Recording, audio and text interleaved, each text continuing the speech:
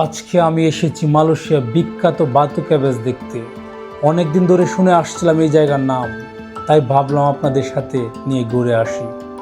পথে আসতে আসতে চারপাশের দৃশ্যগুলো সত্যি অসাধারণ লাগছিল। জানালা দিয়ে তাকালে মনে হচ্ছিল নতুন একটা শহরের সৌন্দর্যকে কাছ থেকে দেখছি। তারপর হঠাৎ বৃষ্টি নামলো। যদিও বৃষ্টির কারণে খুব বেশি কিছু রেকর্ড করা যায়নি, তবুও সেই মুহূর্তটা ভ্রমণের অন্যরকম একটা অনুভূতি যোগ করছিল। এটাই হলো বাতু ক্যাবেজ এর প্রবেশদ্বার। আর সামনে দাঁড়িয়ে আছে বিশাল এক সোনালী মূর্তি, হিন্দু দেবতার মুরুগানের প্রতীক। প্রায় 42 মিটার উঁচু এই মূর্তিটা চোখে পড়তেই ভ্রমণে একটা আলাদা আবহাওয়া তৈরি করে।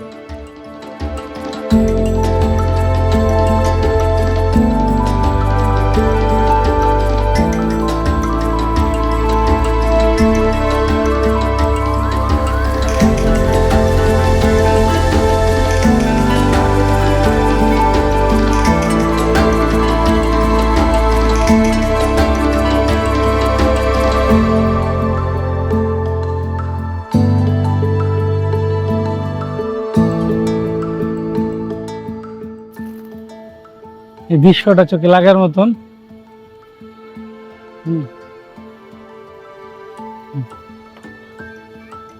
অসম্ভব অসম্ভব।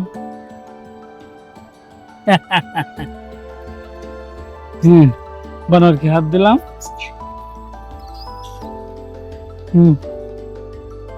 আমার পাশে একজন চাইনিজ করতেছিল, ভিডিও করতেছিল। ঠিক আছে, অনেক ভালো লাগছে। হ্যাঁ,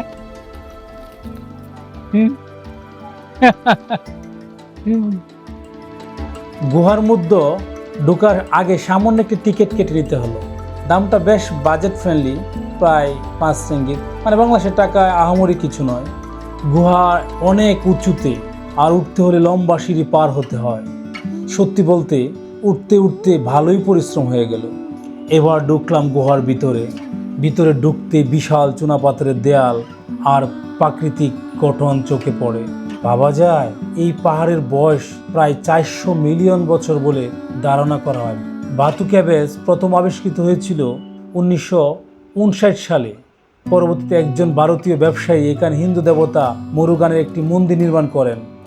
তারপর থেকে এই গুহা হিন্দুদের জন্য এক গুরুত্বপূর্ণ ধর্মীয় স্থান হিসেবে পরিচিত পায়। প্রতি বছর জানুয়ারি মাসে এখানে তাইপুসাম উৎসব হয়। তখন হাজার হাজার ভক্তের এখানে পূজা অর্চনা করেন।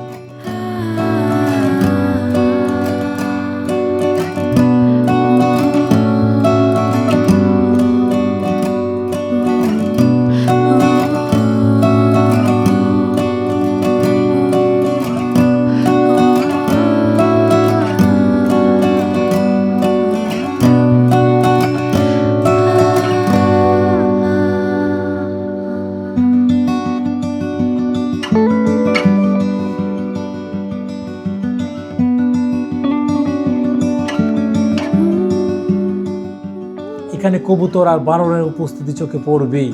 কবুতরগুলো নির্ভয়ে ঘুরে বেড়ায়, আর বানরগুলো খুব দুষ্ট। যত্ন না নিলে হাত থেকে খাবার নিয়ে পালিয়ে যেতে পারে। আমি এক প্যাকেট গম কিনে কবুতরগুলো খাওয়াচ্ছিলাম, আর আমার চতুর্পাশে কবুতরগুলো এত সুন্দর করে খেলা করছিল, যেটা সত্যি অসাধারণ ছিল। এখানে এসে সত্যি মনে হলো ইতিহাস আর প্রাকৃতিক সৌন্দর্যে অসাধারণ এক মিশ্রণ দেখা যায়। আমার কাছে মনে হয়েছে মালয়েশিয়া যারা আসবেন তাদের জন্য এই জায়গাটা অবশ্যই একবার দেখার মতো। এভাবেই শেষ হলো আমার আজকের ভ্রমণ। আশা করি আপনাদেরও ভালো লেগেছে, ইনশাআল্লাহ।